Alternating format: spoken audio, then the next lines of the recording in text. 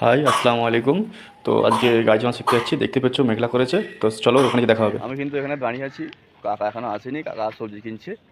দেখতেই পাচ্ছ বাড়ির সামনেই দাঁড়িয়ে আছি। এই গাড়িটাতেই আমি গাড়ি চালানো শিখবো। আশপাশে দেখছো কি অবস্থা, লোক যাওয়া আসা করছে। ওই যে কাকা আসছে, দেখতে পাচ্ছি পিছনে।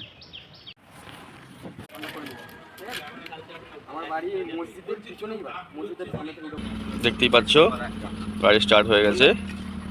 তো এইভাবেই গাড়ি শিখছি। একদিন আজ চালালাম, দেখলাম, যেটা বুঝলাম স্টার্ট মনে দেখে বন্ধ হয়ে যাবে। এই নতুন ছেলে শিখছে, দেখছো আস্তে আস্তে যাচ্ছে।